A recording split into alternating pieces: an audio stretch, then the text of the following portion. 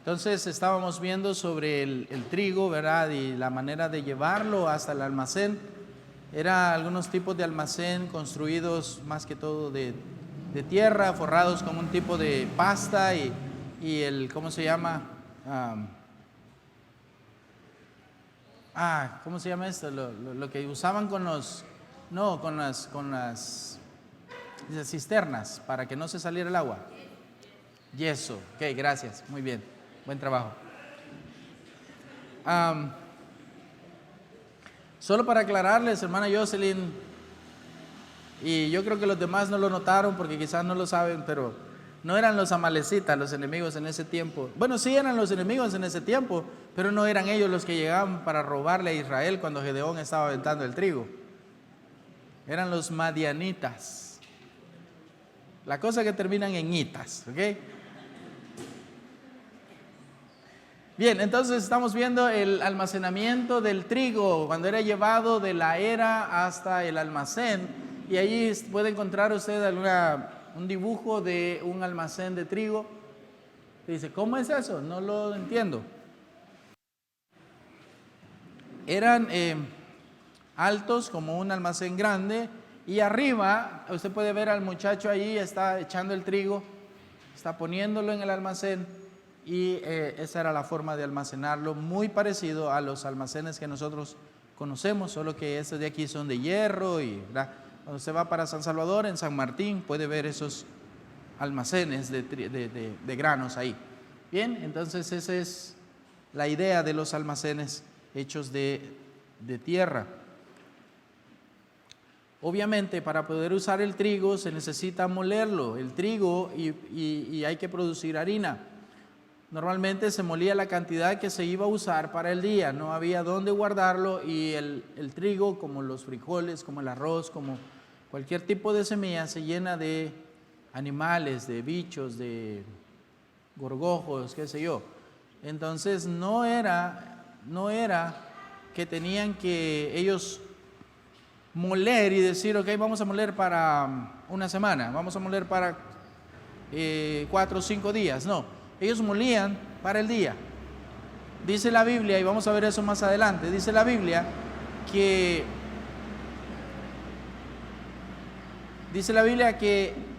era común en Israel escuchar los molinos en las casas. Escuchar esto era sonido de prosperidad en ese hogar. Cuando escuchaban los molinos, y usted dice, ¿cómo los molinos? Como el que está allá en la esquina, en la salida allá, cuando va para el Calvario. No eran así los molinos, ya vamos a ver. Se molía para el día, ¿ok? Normalmente si iba a moler para unas 4 o 5 personas en la familia, tenía que moler trigo por lo menos unas 3 horas cada día, moliendo y haciendo el trigo. A esto se refería Job cuando hablaba sobre la muela de abajo. Vaya conmigo por favor a Job 41:24. Si lo lee por favor. Ok, muchos pensaban que la muela de abajo es esta. Esta es. Ok, pero en la Biblia habla de otra muela.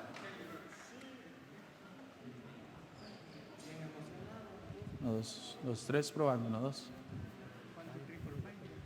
41:24.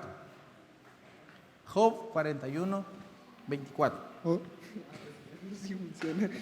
Su corazón es firme como una piedra y fuerte como la muela de abajo. Ok. Muchos ayer o el lunes pensaron en el juego, si puede dárselo al siguiente. Busca por favor Deuteronomio 24:6. Y la siguiente, busque Jueces 9:52.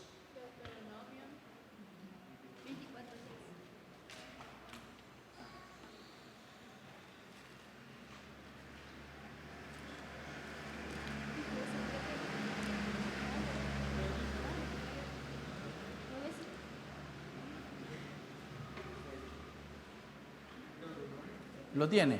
Ok, téngalo ahí. Déjenme les explico. La muela de abajo se refiere a un tipo de molino casero en el que se usaban 2 piedras.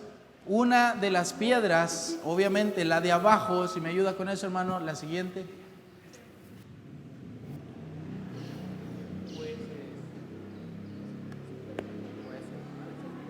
Ahí está, gracias. La piedra que ustedes ven abajo de ese dibujo es la muela de abajo.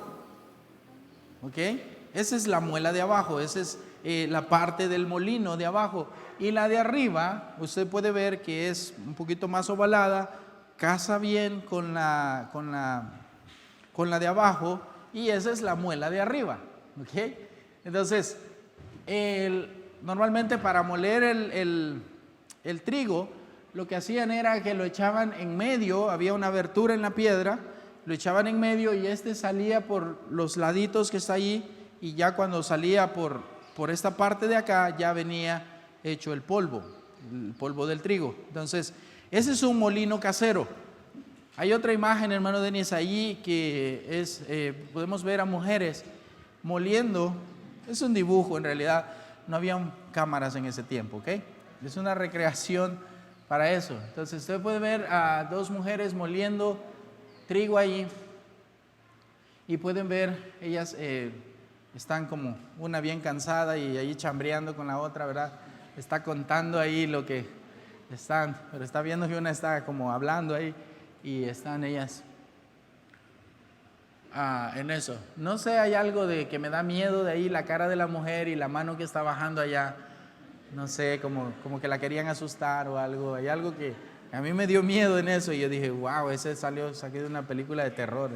Entonces, pero ahí está, es una ilustración de ver cómo las mujeres 3 horas para sacar el trigo de un día. Imagínense. Hoy en día las mujeres, ¿verdad? Fueran bien cholas, ¿no? Forzudas, pero no pueden levantar, pero ni los cuadernos que traen a la escuela, no agravando lo presente. Entonces, otra parte ahí, Deuteronomio 24:6, la ley decía que no podía tomar en prenda la muela. O sea, para entender bien entonces que esa es la muela, no podemos decir que, hey, te empeño mi muela, cuando te pague me la devolves, ¿te parece? No. Entonces, vea porque lo que dice, por favor, Deuteronomio, todos búsquenlo, por favor. Deuteronomio capítulo 24, versículo 6. Esperen que lo busquen porque todos tienen que verlo. Deuteronomio 24:6.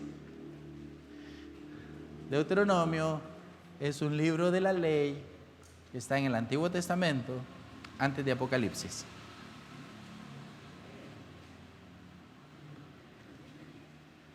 ¿Ok? ¿Lo tienen? Bien, ¿qué dice?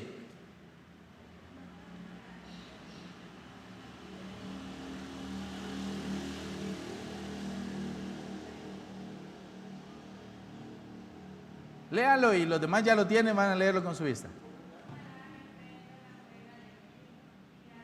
Ni la de arriba, porque sería tomar en prenda la vida del hombre. Ok, no tomarás en prenda la muela del molino, ni la de abajo, ni la de arriba, porque sería tomar en prenda la vida del hombre. Está diciendo que, número uno, las mujeres ocupaban esto para moler, para comer, hacer comida. Y si la empeñaba, no iban a tener cómo hacer pan. Entonces, no tomarás en prenda. No va a empeñar eso, porque está tomando en prenda la vida del hombre. ¿Okay? Y también en ese lado, también el de las mujeres, no solo del hombre. Jueces, esta otra parte, el que buscó, ¿quién buscó Jueces? Si va a leer, por favor, el 52 y el 53, pero déjenme les explico algo. No fue una muela de la boca que esta mujer que vamos a leer se la sacó y se la tiró a Abimelech, y le cayó en la cabeza, y Abimelech se murió con una muela de la boca. Entonces no es la muela de la boca. Vea lo que dicen Jueces 9:52, por favor. Y vino a Abimelech a la torre, y combatiéndola llegó hasta la puerta de la torre para prenderle fuego.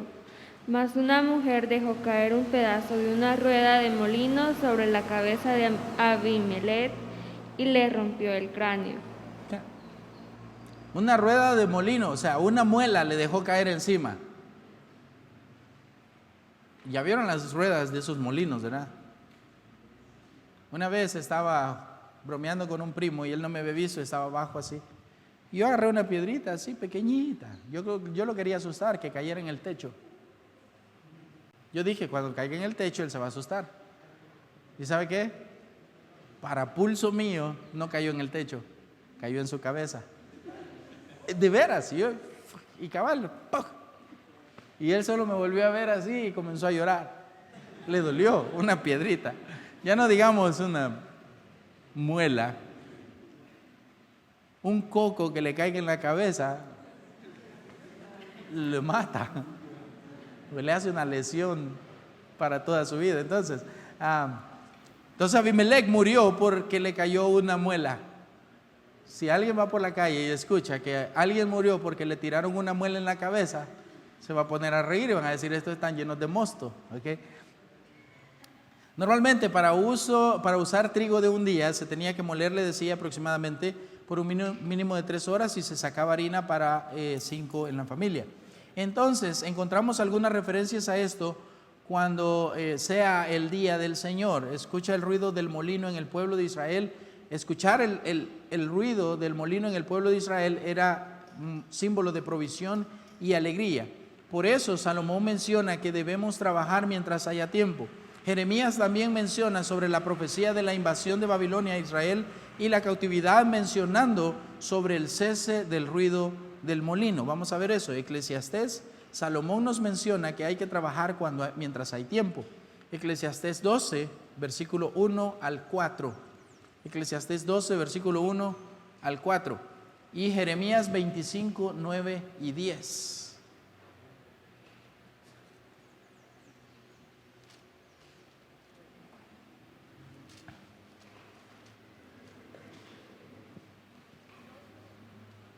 Ya.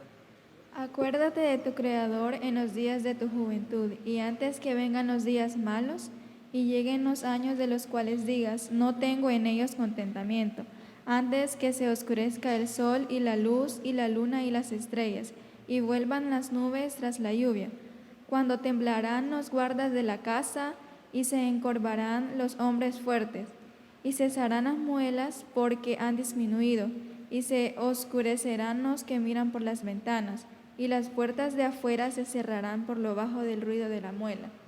Cuando se levantará la voz del ave y todas las hijas del canto serán abatidas.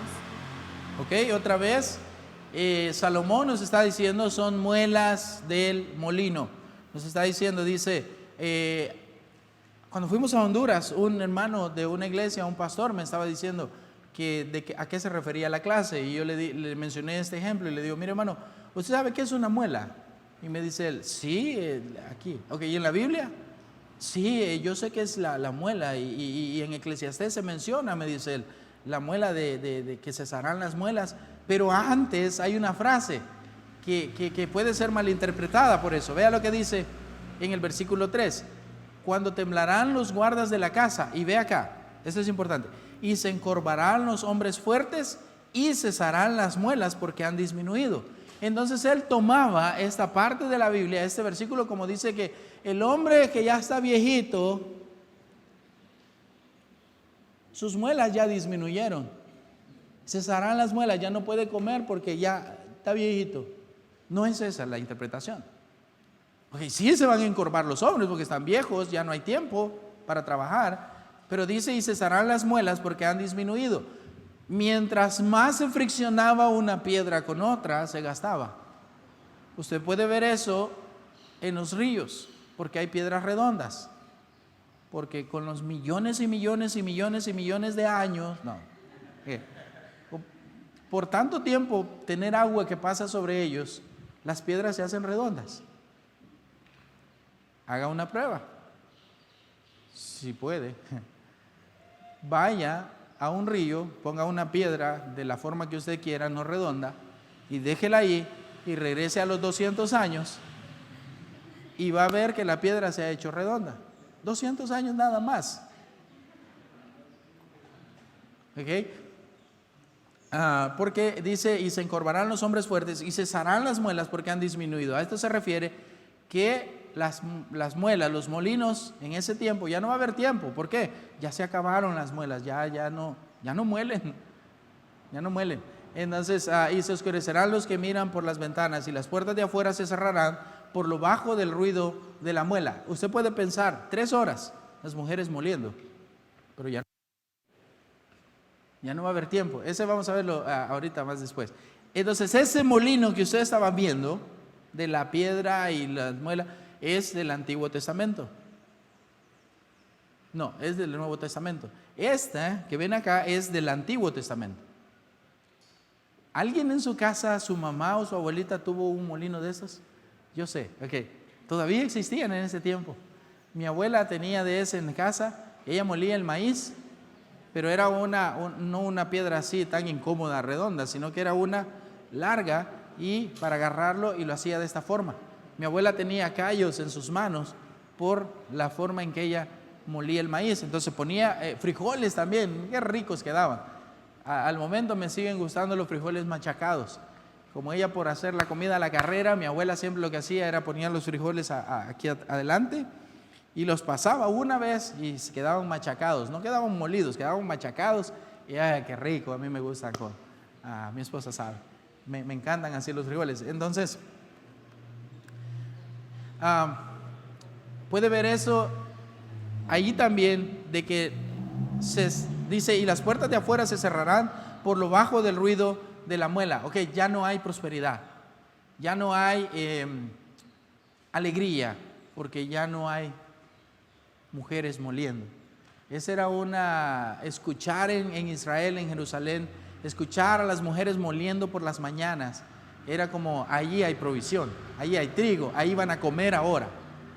Entonces, si esto cesa, es porque ya no va a haber nada. Jeremías 25:9, por favor, y 10.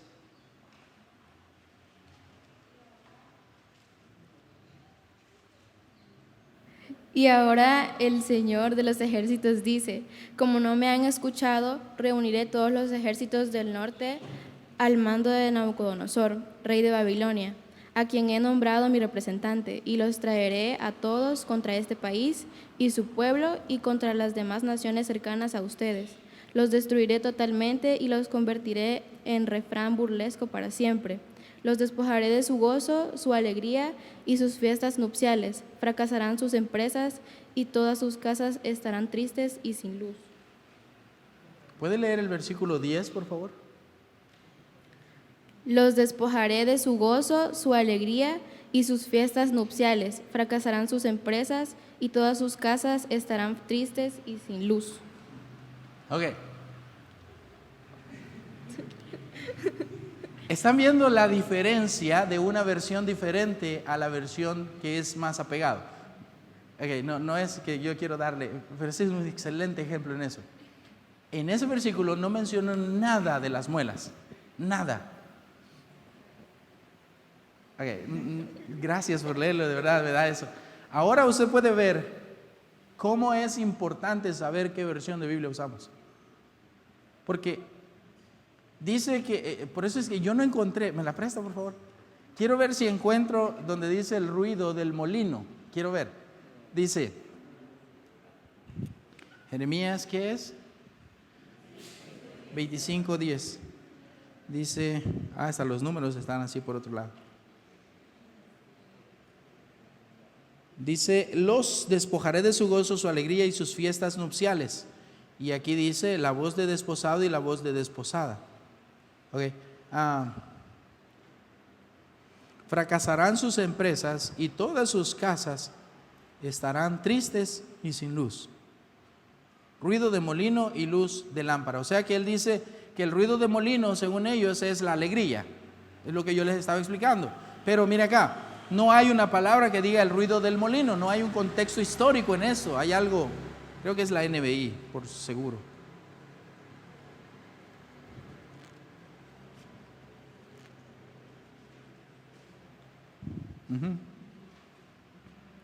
Ya.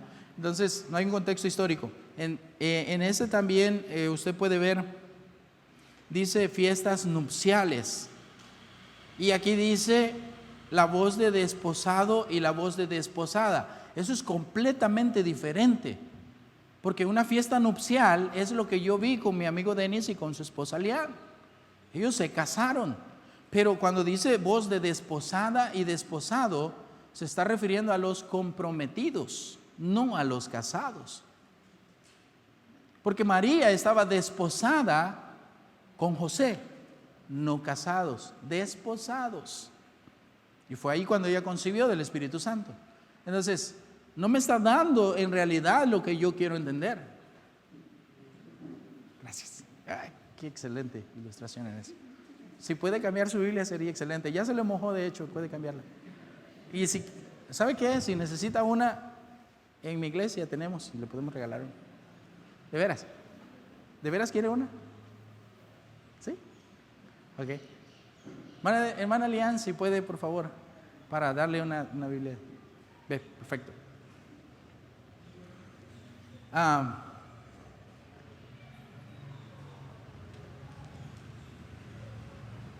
Vamos a seguir ahí. Entonces Jeremías 25:9 está hablando sobre esto y está diciendo que va a haber tristeza cuando sea el día del Señor, porque ya va a cesar el ruido de los molinos, ya no va a haber luz en las lámparas, ya no va a haber quien ponga el aceite en las lámparas, ya no va a haber quien muela, ya no hay ruido, ya no hay tiempo, ya todo se terminó cuando sea el día del Señor.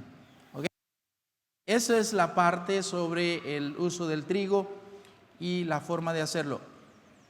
También hay otra parte, el pan. ¿Cuánto tiempo vamos a pasar en esto? No sé, pero es interesante.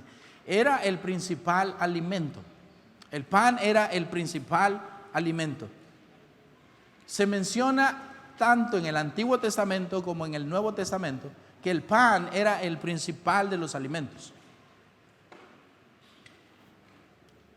Okay, si puede la siguiente, por favor, buscar Génesis 43, 31. Me dan ganas de que lo lea para ver el contexto. Nada, sobra. Okay. Génesis 43, 31.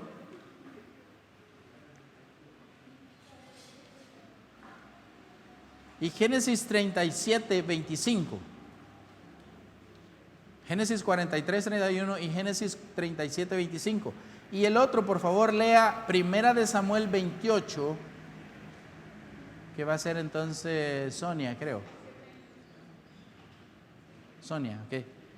Primera de Samuel 28, 22 al 25, Sonia, por favor. ¿Lo tienen? Muchacho, ¿bien? Ok. Era el principal alimento. Actualmente 3/4 partes del pueblo oriental, o sea, no solo Israel, sino toda esa zona que puede abarcar el norte, el este, el oeste de Israel. Bueno, en el oeste en el occidente hay mar, ¿verdad? Pero toda esa parte ahí podemos ver que se alimentan con pan. Allí es el cielo. Yo quiero ir a vivir allá. Me encanta el pan. El pan francés, pan dulce, como sea, me encanta el pan. ¿Okay? Entonces, actualmente 3/4 partes de esta región se alimentan de pan. No hay tortillas para los que les gustan las tortillas. La expresión tomando la comida para los occidentales es la misma de comer el pan. Okay, repito esto. La expresión tomando la comida para los orientales es la misma de comer el pan. Entonces ellos no mencionan cuando usted llega a la casa de alguien y le dice, es que están comiendo. Sí, están comiendo, pero para ellos la expresión es, están tomando el pan. Están tomando el pan. Entonces, más adelante vamos a ver en el contexto del Nuevo Testamento algunas frases de tomar el pan que van conectados con esto. ¿Qué dice Génesis 43, 31 en el Antiguo Testamento? Y lavó su rostro y salió y se contuvo y dijo, poned pan. Poned pan, ¿ok? ¿Y el 32? Y pusieron para él aparte y separadamente para ellos, y aparte para los egipcios que con él comían, porque los egipcios no pueden comer pan con los hebreos, lo cual es abominación a los egipcios. ¿Ok? Entonces, esa es la expresión, ¿verdad? De comer el pan. Ellos se refieren a comida, ¿ok? Poner comida, ellos no dicen pongan la comida, ellos dicen pongan el pan. La siguiente, por favor, la Génesis 37, 25. Y se sentaron a comer pan y alzando los ojos miraron. Y he aquí una compañía de ismaelitas que venía de Galad y sus camellos traían aromas, bálsamo y mirra, y iban a llevarlo a Egipto. ¿Ok? Lo que yo puedo pensar por leer ese versículo es como, y se sentaron a comer pan, era lo único que llevaban, comían pan, okay, iban a comer y de repente, ¿qué trajiste? Pan, y pan, y qué, pan, y se sentaron a comer el pan. Es sencillo, pero y se sentaron a comer pan es que ellos se sentaron para comer, ya sea carne, lo que llevaban, pero comían el pan. ¿Ok? Entonces esa es la expresión. Y primera de Samuel 28, aquí está mucho más entendible.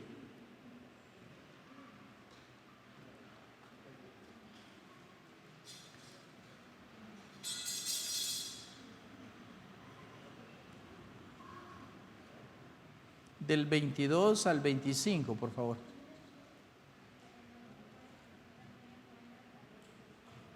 Sierva, pondré yo delante de ti un bocado de pan para que comas, a fin de que cobres fuerza y sigas tu camino. Y él rehusó diciendo, no comeré, pero porfiaron con él sus siervos juntamente con la mujer. Y él les obedeció, se levantó pues del suelo y se sentó sobre una cama. Y aquella mujer tenía en su casa un ternero engordado, el cual mató luego, y tomó harina y la amasó, y coció de ella panes sin levadura. Y lo trajo delante de Saúl y de sus siervos, y después de haber comido, se levantaron y se fueron aquella noche. ¿Ok? ¿Le entendió ahora la expresión de comer el pan? Dice que ella le dijo que no se fuera. Dice que oigas la voz de tu sierva porque pondré yo delante de ti un bocado de pan para que comas. ¿Ok? Textualmente, yo puedo ver el bocado de pan en el plato, un pedacito de pan para que él comiera. Iba a ir bien saciado. No, dice que ella le rogó que se quedara y dice para que comas a fin de que cobres fuerzas con un bocado de pan y sigas tu camino. Y él rehusó diciendo no comeré.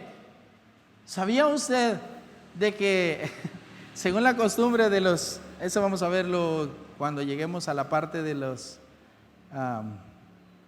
de las bodas, pero la costumbre era decir no al principio. Tenía que rogarle.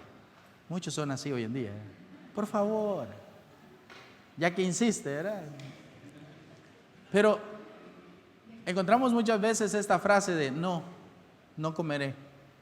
Es como, era parte de la conversación, era como, ¿te quieres quedar a mi casa a comer? No, gracias. Por favor. O sea, era parte de la cultura, es parte de la cultura de hacerlo de esa forma. Y dice, no, es que, por favor, te ruego que te quedes en mi casa. Era parte de eso, era como para mostrar mucha amistad, mucha cortesía en eso. Interesante. Entonces, ella viene y dice, no comeré, dice él, pero porfiaron con él sus siervos juntamente con la mujer. Oiga bien, él le dijo no y después le dijeron, porfiaron con él, le dijeron, hey, quédese.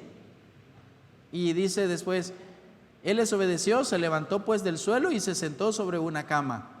Y aquella mujer tenía en su casa, no era un bocado de pan, dice que tenía un ternero engordado, el cual mató, tomó harina, la amasó y coció de ella panes sin levadura. Le hizo un pan con pollo, wow. Una torta de carne mexicana. No. Él le dio carne y le dio pan, no solo le dio un bocado. Y dice, y lo trajo delante de Saúl y de sus siervos, y después de haber comido, se levantaron y se fueron aquella noche. No fue un bocado de pan, fue comida para cobrar fuerzas y seguir su camino.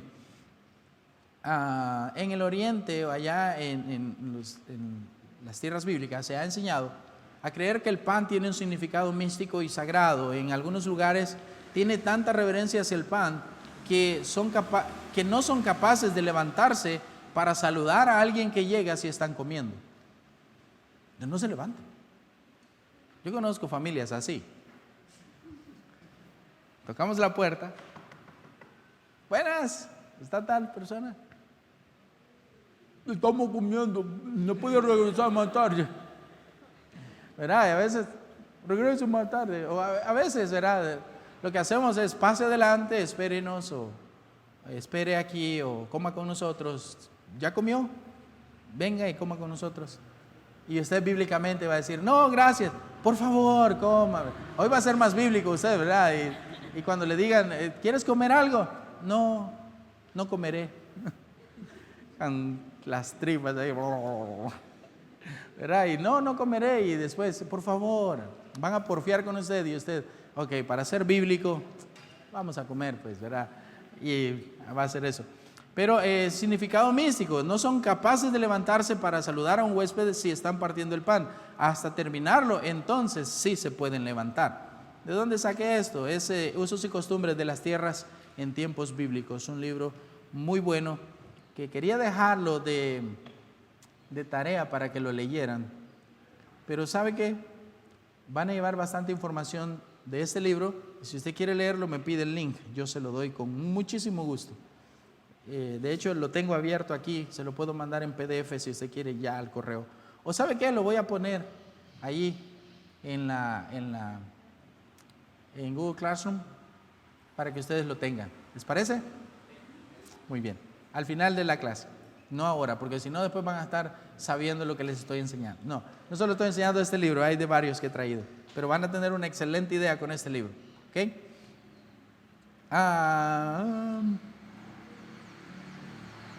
Jesús dijo que Él era el pan ¿de qué? De vida. Vea lo que dice Juan 6:30.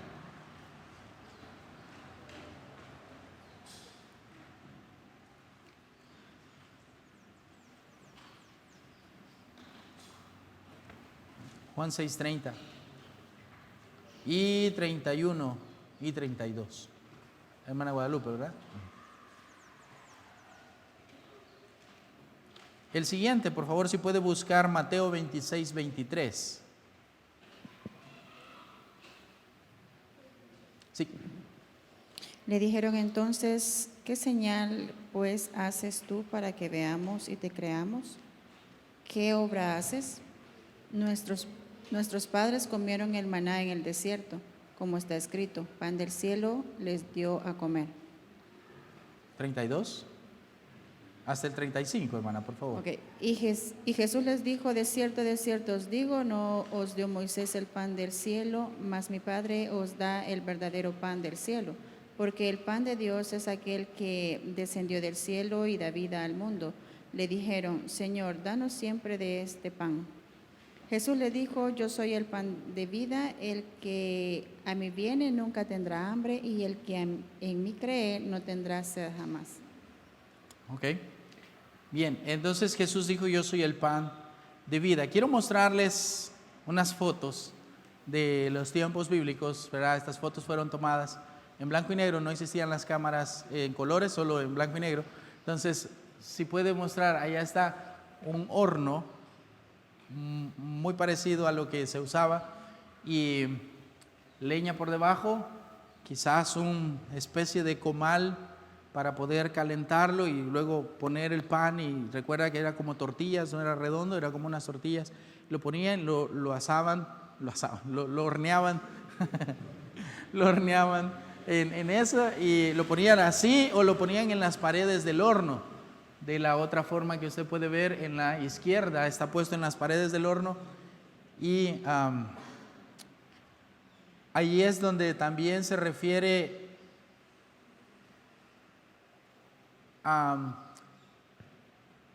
cuando habla sobre que fue horneado el pan en las cenizas. ¿Ya? ¿Recuerdan? Ayer leímos eso. Entonces, vamos a ver esta cita más adelante, pero ahí es cuando se refiere que fue horneado sobre las cenizas para poder hacerlo de esta forma. Porque yo creo que ese pan tenía un sabor diferente. Porque usted ha probado el pan que hornean en hornos de gas y el pan horneado en un horno artesanal. A mí me gusta más el pan de un horno artesanal. Tiene un sabor diferente, tiene un sabor artesanal. ¿Ya? Y ver cómo hacen ese pan. Aquí la manera, usted ha visto las panaderías. ¿Quién ha ido a una panadería de horno artesanal? ¿Okay? ¿Quién puede hacer pan artesanal? Nadie. Ya les iba a decir que nos enseñaran, porque allá en Nicaragua no hay pan francés. Y nosotros, yo quiero pan. ¿Okay? Vamos a cambiar la cultura, ya dice Génesis. Entonces, pero Jesús dijo, yo soy el pan de vida. Ahí tienen ustedes las fotos, bueno, son dibujos en realidad, de los hornos más o menos usados en ese tiempo. En la última cena, Jesús dijo a sus discípulos, el que mete la mano conmigo en el plato, ese me ha de entregar, en Mateo 26, 23. Aún más, él habló de meter cierto pedazo de la comida llamada pan mojado en el plato. Vea lo que dice Juan 13, 26, por favor. Juan 13, 26.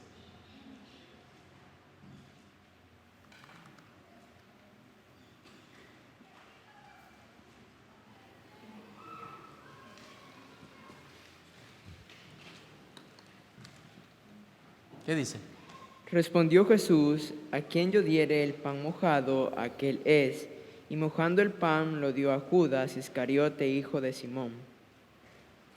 Ok, se lo dio a Judas, pero dice el pan mojado.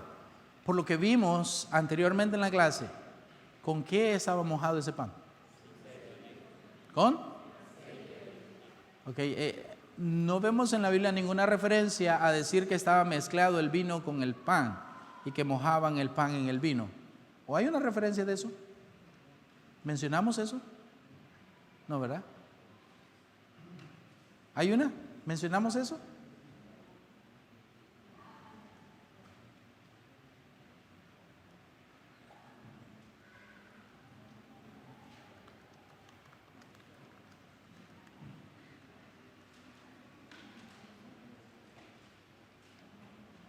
Solo mencionamos, aquí están las notas, mencionamos que era pan y vino, pero no junto.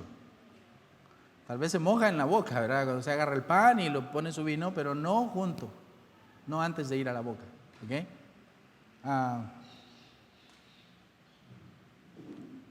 No he encontrado una referencia de eso. ¿Habrá una? ¿Alguien sabe?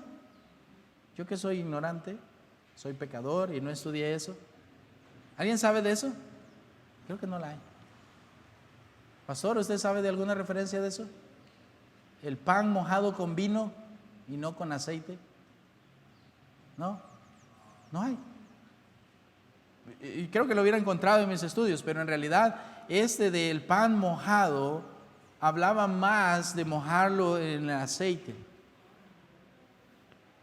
El aceite de oliva tiene un sabor diferente, ¿verdad? No como el que conocemos normalmente, ¿verdad? Si ya está procesado, pero el que es buen aceite era muy bueno para comer y obviamente estaba ahí hecho para eso. Ya vimos Juan 13, 26. Habían dos clases de pan mencionados en la Biblia, pero quiero mencionar esto muy específico acá. Quédese ahí en esa parte de que Judas moja el pan Jesús moja el pan y dice, a quien yo se lo diere, este es el que me va a entregar. Pero quiero mencionar algo aquí. Jesús toma el pan y se lo da a Judas, pero hay una parte muy tierna en esta parte aquí que Jesús hace. Voy a leerlo literal para que pueda entender bien lo que quiero darles lo que quiero explicarles.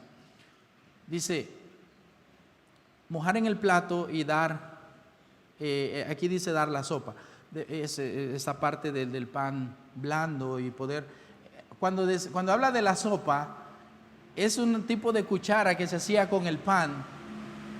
Obviamente el pan se partía y se hacía un tipo de cuchara, se mojaba y se agarraba el pan más suavecito y se agarraba y se comía. Esa era la cuchara de pan. Entonces, pero dice acá, mojar en el plato y dar la sopa. Debemos guardar en la mente la costumbre del comer oriental para poder entender el significado de estas palabras. Y hechos que Jesús con relación a Judas hizo durante la última cena. En la narración de Marcos se lee, él usa otra versión. Si gusta, vamos por favor a Marcos 14, 18. Marcos 14, 18. Quiero llegar a la parte que les digo que me conmovió mucho cuando leí este lado. Marcos 14, 18.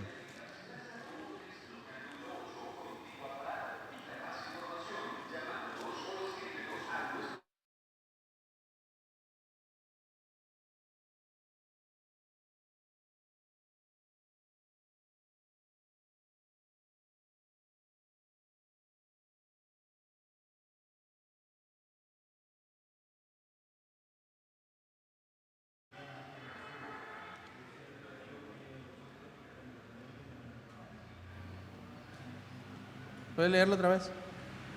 Y cuando se sentaron a la mesa mientras comían, dijo Jesús, de cierto digo que uno de vosotros que come conmigo me va a entregar.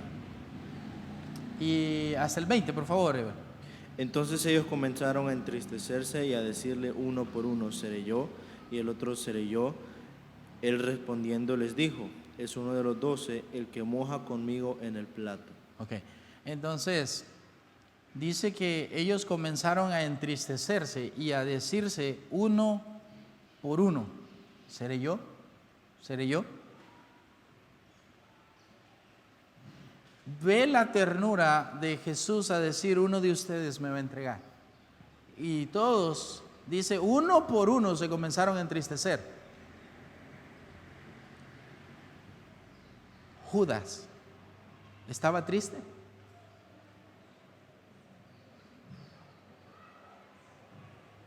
Porque dice uno por uno.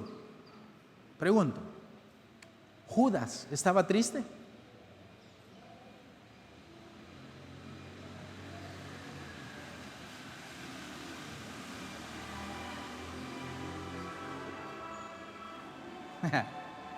Se lo voy a dejar de tarea. Pero yo en lo personal, no, le voy a dejar la tarea, ¿ok? Algunas personas piensan que Judas estaba más cerca de mojar el pan al mismo tiempo con Jesús. Por eso él es señalado como el traidor, pero en realidad no es eso. Jesús ya sabía quién le iba a entregar. Esa es una versión. Pero difícilmente pudo ser esto, ya que los otros discípulos no descubrieron quién era el traidor por las palabras de Jesús, ya que todos habían estado comiendo del mismo plato y las palabras de Jesús, el que moja conmigo en el plato. Ok, entonces yo puedo pensar en esto. Todos mojan el pan. Y cuando Jesús dice, el que moja conmigo en el plato. Ya, y todos. Y solo Judas dice, ¿qué? ¿Ah? Ya, entonces, yo puedo pensar en eso. Porque dice, todos comenzaron a entristecerse. Y normalmente el plato, el que moja conmigo en el plato es porque era un plato grande en donde todos metían las manos para... ¿Ya? Y no es como nuestra cultura, ¿verdad? Pone un plato para cada uno, ¿verdad? Y normalmente yo me siento a la par de mi esposa para que me dé lo que deja. Nuestra cultura es diferente. Pero ellos ponían un plato en el centro y comenzaban todos a mojar su pan. Entonces, estamos viendo esta parte. Pero eso pudo ser así porque Jesús dijo eso. No identificaba a ninguno de ellos. Todos ellos, al igual que Jesús, habían estado mojando la sopa o el pan en el plato. Jesús solo les informaba que uno de ellos que comía con él vendría a ser el traidor. Cristo, al dar el pan mojado a Judas, lo hacía con cierta costumbre oriental que aún se observa en los tiempos modernos en el Oriente. Juan reporta el hecho de la forma siguiente. Él entonces, recostándose sobre el pecho de Jesús, le dijo: Señor, ¿quién es? Respondiendo Jesús: aquel es a quien yo diera el pan mojado, y mojando el pan se lo dio a Judas Iscariote. ¿Qué se da a entender por esto de la sopa? Es entonces lo que les explicaba, la migaja más sabrosa del pan, porque se sirve en una fiesta para poder servirse en la cuchara del pan, pero más frecuentemente lo toma el del plato con su pulgar y otro dedo, dándole directamente a uno de los huéspedes. Entonces un pedazo de pan mojado con el pan más suave. El significado de lo que Cristo hizo entonces era ciertamente tender su mano de amor y amistad al mismo que iba a traicionarlo. Vimos un excelente drama el año pasado, el pastor me lo pasó, sobre la vida de Jesús. ¿Cómo se llamaba, pastor? El del hombre que Pedro y están de los dramas. Que ustedes fueron en los Estados Unidos y fueron a verlo como una obra. Jesús, ¿verdad? Pero me llamó la atención y estuvo un tiempo gratis y nosotros lo vimos como 3 veces y ya no está gratis, ahora no sé a dónde lo podemos conseguir, pero está muy bonito porque Jesús en ese drama, Él va y le dice a Judas: ven, amigo. Y dice: hay uno que me va a entregar. Pero cuando Judas está en ese drama, está en la puerta y él está escuchando que hay alguien que va a traicionarlo y Judas ya maquinando ese plan, viene Jesús y él sabe que Judas lo va a traicionar y le dice: amigo, ven. Yo puedo pensar, Cristo pagó aún por los pecados de Judas. Había un problema en eso. Judas no se arrepintió. Y así es hoy en día. Cristo pagó por todos los pecados, pero gente no se arrepiente. Esa es la gran diferencia que hacemos cuando alguien recibe a Cristo como Salvador personal. Acepta ese pago y es completamente pagado. Cristo vino a morir por los pecados incluso de Judas, pero él decidió no aceptar ese perdón. Gente hoy en día sigue en lo mismo. Cristo, mostrando ese amor tan grande, y tendió su mano de amistad y amor a ese hombre que lo iba a traicionar. Dice acá: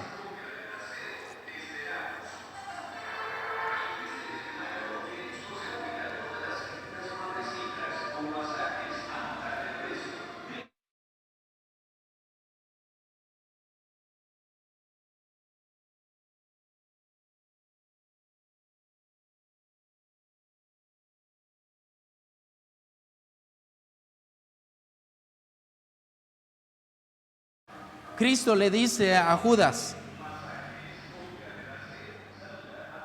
ve y lo que tengas que hacer, hazlo pronto. Entonces este escritor dice que como que Cristo le está diciendo con esas palabras de lo que tengas que hacer, hazlo pronto, le dice: Judas, mi discípulo, te tengo piedad infinita. Tú has probado mentira, tú has desertado de mi corazón, pero no te trataré como enemigo, porque no he venido a destruir, sino he venido a cumplir. Aquí está tu bocado y lo que tengas que hacer, hazlo pronto. Entonces, aquí está mi parte y lo que tengas que hacer, hazlo pronto. Wow. Imagínense esa parte, esa escena. A mí me hizo llorar ese drama al ver la vida de Jesús en ese momento. Cómo ese amor dramatizado en ese momento me conmovió a mí. Y ahora pensar en esas palabras de que aunque Jesús sabía que Judas le iba a traicionar, Él le mostró amor, le mostró amistad. ¿Qué Dios tan grande tenemos? Que a pesar de todo lo que nosotros hacemos, de las maldades que cometemos a diario, Él sigue amándonos. A pesar de que Cristo sabe que tenemos pecado en nosotros, Él sigue mostrándonos amor. Y dice que por las misericordias de Dios no hemos sido consumidos. ¿Quién en su sano juicio, alguien que esté en sus 5 sentidos, no va a pensar en este amor y recibir a Cristo como Salvador personal? Yo creo que todos, al entender verdaderamente este amor de Cristo, todos deberíamos recibir ese regalo, todos completamente. Qué ternura la de Cristo aquí.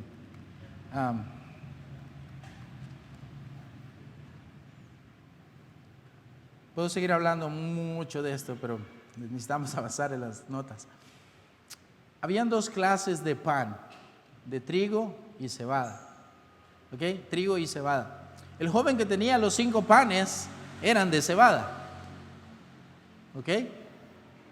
Importante. El joven que tenía los 5 panes no era de trigo, eran de cebada.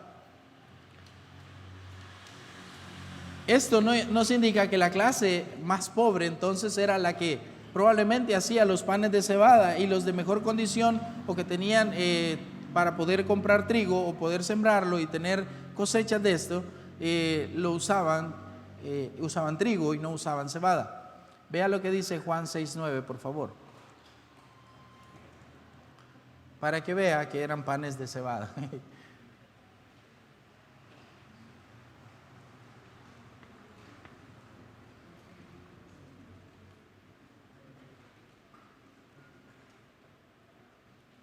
¿Qué dice Juan 6:9?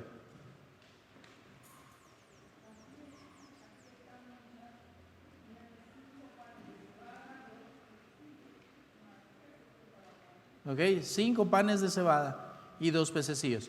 Pero la contribución de este muchacho humilde hizo posible aquel milagro, y la multitud quedó satisfecha con aquel tipo de pan. Y no había otra cosa que comer, y estaban esperando que se les diera comida. Entonces vino Jesús y multiplicó el pan, y todos estaban contentos con este tipo de pan. Yo no he probado el pan de cebada. ¿Alguien ha probado el pan de cebada? No es muy común aquí. He probado el pan con cebada, pero no el pan de cebada. Okay, es rico, el marquesote, pero yo no he probado, bueno, al menos no he sabido que he probado ese pan. Quizás ya lo he comido, pero no. ¿Alguien sabe si hay pan de cebada en estos lugares? Hermana Liana, hermana Esther, ¿alguna vez ustedes han cocinado pan de cebada? No. Lo más cerca que he estado de la cebada es en una bolsa ya molida como la harina. Eso es lo más cerca. Y después hacen el fresco, ¿verdad? Pero de ahí pan, no, nunca. Quizás deberíamos buscar una para probar, que era el pan de cebada, y sentir lo que sintieron la gente del pueblo cuando Jesús multiplicó el pan y comieron panes, ¿verdad? A ver si hacemos un pan y Dios lo multiplica y comemos todos. Se puede. Le decía, Jesús en su amor también, Él multiplica el pan y pone y multiplica la cebada, y toda la gente queda satisfecha con esto. Qué importante es saber que cuando tenemos algo en nuestras manos que Dios puede usar, lo pongamos en sus manos para que Él lo use mejor.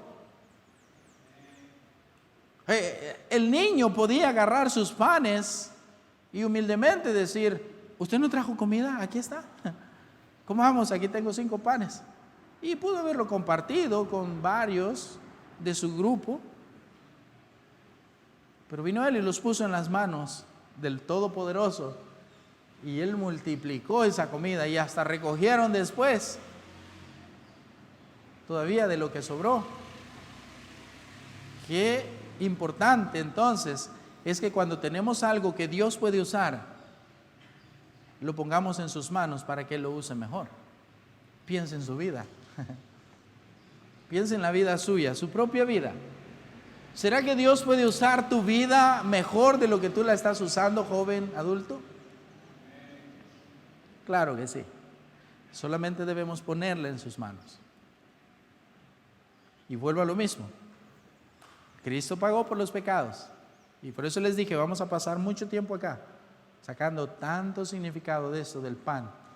Porque Cristo un día pagó por tus pecados Y entonces cuando tú te arrepientes y recibes a Cristo como Salvador personal y pones tu vida en sus manos, Él te va a usar y te va a usar mucho mejor de lo que tú crees. Si tú entregas su vida. ¿Cuántos testimonios podemos ver de gente usada por Dios? Porque tan solo decidieron decir, Señor, aquí está mi vida. Úsala como tú quieras. ¿Cuánta gente de Dios? Pregunto, usted que no tiene Cristo, si hay alguien aquí, ¿sabe qué? Inclinen su rostro y cierren sus ojos, por favor. Yo quiero darme cuenta por quién tengo que orar. Inclinen su rostro y cierren sus ojos.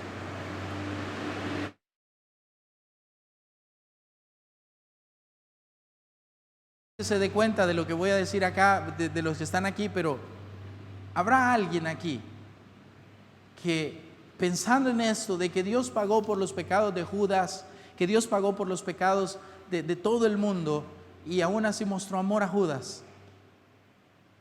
¿Habrá alguien aquí que no ha experimentado ese amor? Levante su mano, solo quiero saber cómo puedo orar por usted. Y que un día usted pueda experimentar ese amor. ¿Habrá alguien aquí que nunca le ha entregado su vida a Cristo para que Él la use mejor de lo que usted piensa? ¿A usted le gustaría que Cristo usara su vida? ¿A usted le gustaría que Cristo cambiara algo en su vida? Levante su mano. ¿Habrá alguien aquí que quisiera recibir ese gran amor de Cristo en su corazón? Si nunca le ha entregado su vida a Cristo, este es el momento. ¿Habrá alguien? ¿Habrá alguien que le gustaría entregar su vida a Cristo? ¿Ok? Si todos son salvos, si todos tienen a Cristo en su corazón, ahora les pregunto, ¿vas a poner tu vida en las manos de Cristo para que Él la use? ¿Has dejado tu vida, ahora que eres salvo, que tienes a Cristo en tu corazón, has dejado que Cristo tome tu vida y la moldee y la haga como Él lo puede hacer mejor? ¿Vas a dejar que Él la use? Si Cristo ha tocado tu corazón, levante tu mano y di, sí, yo voy a dejar que Cristo me use. Levante tu mano. Amén. Varias manos, varias manos, varias manos. Eso no es normal en una clase, pero el Espíritu Santo tocó mi corazón para hacerlo. ¿Qué puede bajar sus manos? ¿Sabe qué? Oremos en este momento y pidámosle a Dios que nos use como Él puede. No vamos a hacerlo en nuestras propias fuerzas. Las fuerzas de Él son mejores. Así que vamos a orar para que Dios nos use conforme a su voluntad. Padre, te damos gracias por la oportunidad que podemos tener de poder ver en este estudio que tú puedes usarnos y que podemos entregar nuestras vidas a ti. Señor, sabemos y entendemos que nos das la oportunidad de poder entregar nuestras vidas y poder confiar en que tú vas a usarla de la forma en que tú más quieres, y es para glorificarte. Te pido que nos uses y que nos muestres en cómo podemos hacer para poder glorificarte y poder ser usados por ti. Oramos en el nombre de Cristo. Amén. Amén. Gracias, chicos. Ese de verdad no estaba en mi lista de hacerlo, pero ahí. Bien, este es lo del pan. Este joven dio el pan y fue multiplicado y ahí podemos ver, habían 2 clases de pan. Vamos a ver entonces en algunos minutos más sobre otro tipo de alimento. Estamos en los alimentos. Acabamos de terminar el pan, que fue muy interesante. Pero vamos a ver otro tipo de alimento, las verduras. Sí, como todo lugar en el mundo se cosechan verduras. Okay, los que no les gustan las verduras, lo siento, pero también en las tierras bíblicas hay verduras. Las 2 clases de verduras más usadas en los tiempos bíblicos eran las habas y las lentejas. El profeta Ezequiel menciona ambas en un mismo versículo. Vea lo que dice Ezequiel 4:9. Ezequiel 4:9. Y el siguiente, por favor, si puede buscar 2 Samuel 17:28.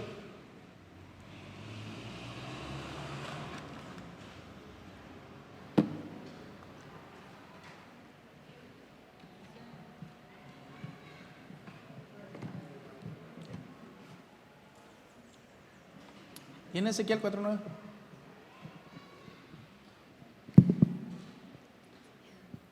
Dice, y tú toma para ti trigo, cebada, habas, lenteja, millo y avena, y ponlos en una vasija y haz de pan de ellos el número de los días que te acuestes sobre tu lado. 390 días comerás de él. Entonces, como yo dije que habían dos tipos de panes, ¿verdad? En el Nuevo Testamento. Ahora mire lo que dice, trajeron a David aquí en ese, tengo la cita ahí. Y tú toma para ti trigo, cebada, habas, lentejas, millo y avena, y ponlos en una vasija y hazte, ¿qué dice? Pan de ellos. El número de los días que te acuestes sobre tu lado, 390 días, comerás de él. O sea, de todas esas semillas se puede hacer pan. Y aquí solo hacemos pan de trigo con levadura. ¿Quién está dispuesto a regalarme una ofrendita para poder ir a Israel y probar ese tipo de pan? Nada, son broma. Hay diferentes tipos de pan, ya vimos eso ahí.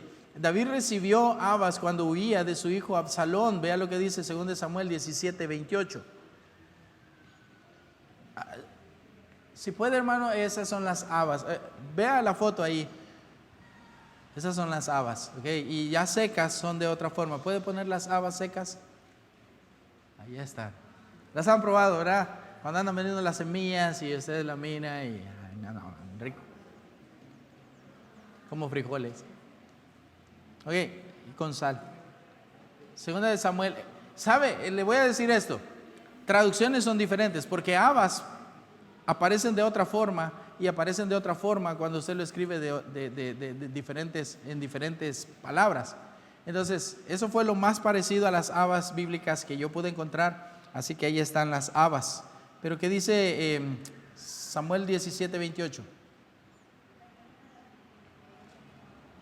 Amas, tazas, vasijas de barro, trigo, cebada, harina, grano tostado, habas, lentejas, garbanzos tostados. Ok, aquí entra algo más en la dieta, ¿verdad? Garbanzos tostados. Entonces David recibió todo esto cuando él huía de su hijo Absalón y le llevaron comida. Esaú vendió su primogenitura por un plato de lentejas. Otra verdura también, ahí en Génesis 25:33.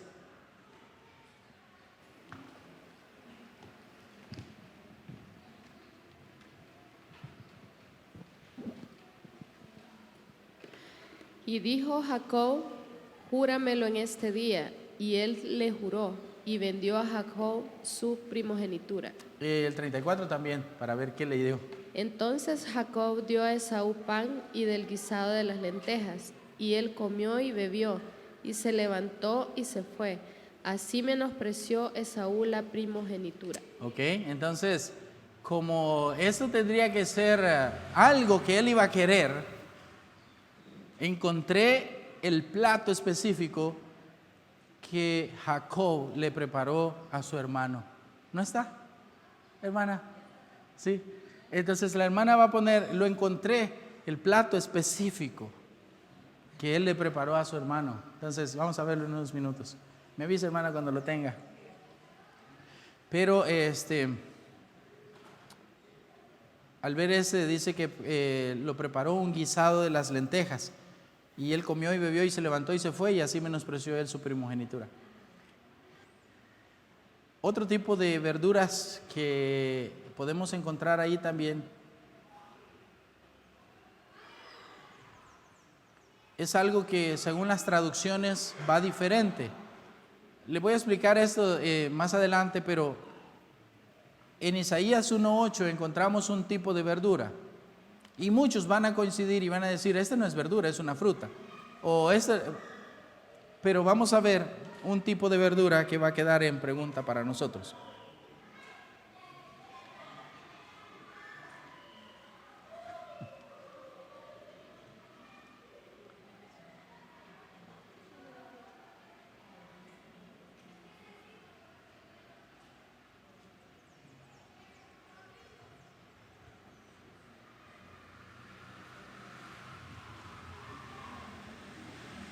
Ya.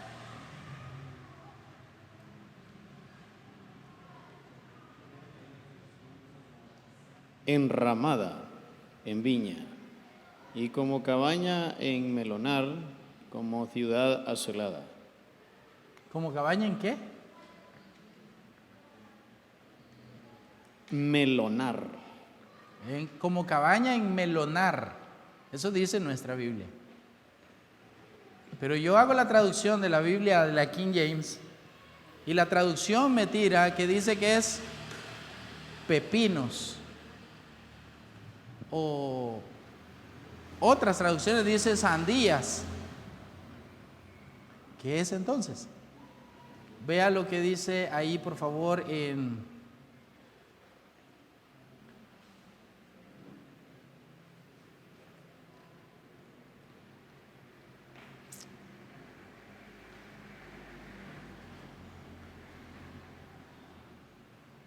Isaías está hablando en realidad en 1:8, dice: y queda la hija de Sión como enramada en viña y como cabaña en melonar, como ciudad asolada. Entonces,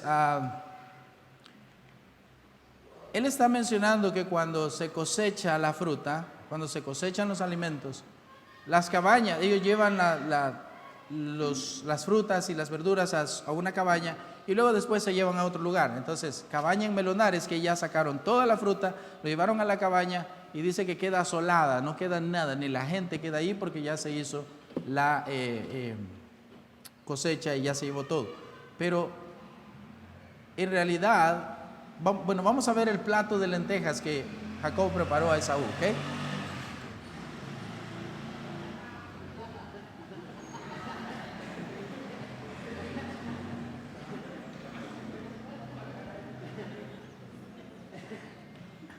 Es algo parecido, es que ese es solo para que se rieran un poco, pero ese es lentejas y hay otro.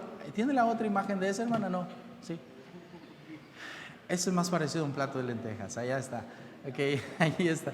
No es con la carita del osito. Él se enamoró del osito y le entregó su primogenitura, ¿verdad? Con eso. Pero eso es. Jennifer, en nuestra experiencia de Belén, preparó lentejas para comer. Y yo regresé como por 4 vasos de lentejas después. Entonces, son ricas, son muy buenas. Entonces, allí en eso. Bien, volvemos entonces a la cabaña en melonar y los pepinos y esto. Menciona un jardín de pepinos. Y otro dice melonar. El punto es de que pepinos es verdura o es fruta. Algunos lo comen como fruta, otros lo comen como verdura. Y después también nuestra traducción dice melonar, o sea, melones. ¿Y los melones qué son? ¿Ah?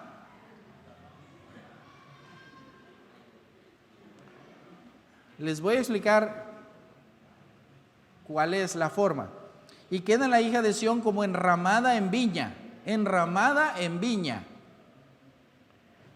Los pepinos, para que sepa, los pepinos son hechos a manera que se levantan, y incluso en las tierras bíblicas se levantan los sembradillos para que sea más fácil poder ir, cortarlos y llevarlos más fácil.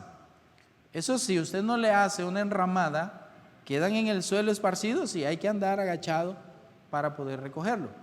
Entonces, aquí lo que hacen es que en las partes también, en eso de los melones y las sandías, ese sí no les levantan enramadas. ¿Por qué? Porque pesan. Si un melón crece en una enramada y va creciendo ahí arriba, se va a caer y se arruinó. Entonces, por eso no le levantan a los melones esa enramada, ni a las sandías. Una sandillota así, mejor que crezca en el suelo. Una vez fuimos a recoger con mi esposa huisquiles. ¿Huisquiles eran? No, pipianes. Fuimos a recoger pipianes y mi esposa iba detrás de mí recogiendo los que yo no encontraba, ¿verdad? Porque hay que andarlos buscando. Pero no se les hace porque crecen grandísimos así. Ellos son para las semillas, se seca y se vuelven a sembrar. Pero en realidad, yo no estoy diciendo que está mal la traducción allá, pero es lo mismo, es una enramada, es algo que se tiene que hacer, pero queda enramada dice, Y queda la hija de Sión como enramada en viña y como cabaña en melonar, como ciudad asolada. Enramada es que ya quitaron las ramas y ya quedó sin uvas, ya quedó sin fruta, y como cabaña en melonar, que ya se llevaron la fruta y ya quedó todo asolado. A eso se refiere ahí. Pero en realidad estamos hablando de la comida. ¿Qué era? ¿Pepinos o melones? Uno de los dos, pero es tipo de alimento. Ahora vamos a otro. ¿Tenía lo de los melones ahí también la foto? ¿Lo vieron, verdad? Ok. Verdes. Ese más parece un ayote, ¿verdad? Pero parecido. Jonás 4:6, por favor. Aquí va otro. ¿Son pepinos o son melones en el anterior? Ahora, ¿son calabazas o son ayotes? Vea lo que dice en Jonás 4:6.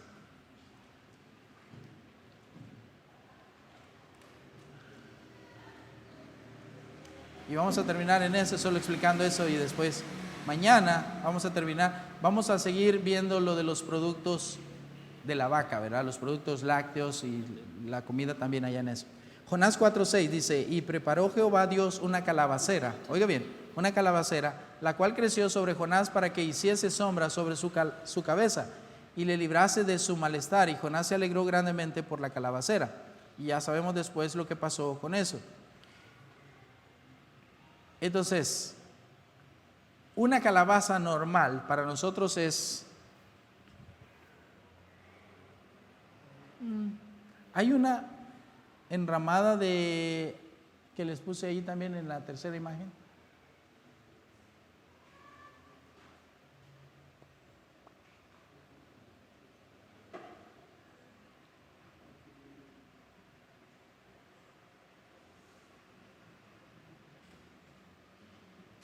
¿No? ¿No hay? Ok.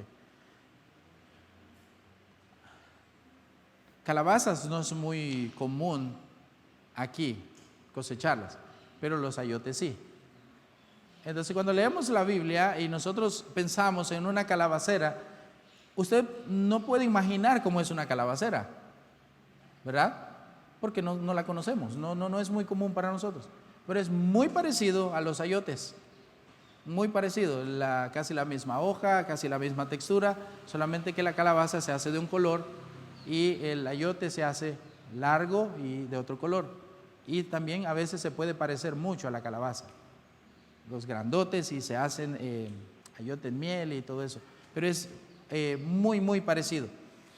En este que Jonás menciona, en realidad dice que Dios preparó... Dice, y preparó Jehová Dios una calabacera, la cual creció sobre Jonás para que hiciese sombra sobre su cabeza.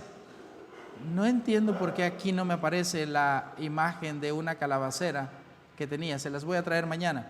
Pero lo que quiero explicarles es que, como Dios le dice, ¿trabajaste tú por la calabacera? Le dice, no, porque para hacer una calabacera y levantarla hay que trabajar en ella. Hay que ponerle para que ella se busque su guía. Entonces, aquí en esta no encontramos. La imagen que les iba a traer era como Dios había preparado una que creciera a tal punto que fuera sobre la cabeza de Jonás y fuera diferente. Se las voy a traer mañana. Entonces, Daniel también propuso en su corazón no contaminarse y pidió que se le prepararan entonces solo legumbres, dice ahí en la Biblia. Y sus amigos también pidieron legumbres, que traduciendo la palabra del hebreo quiere decir semilla preparada para sembrar, o sea, semillas. Entonces pensamos en lentejas, habas, etc.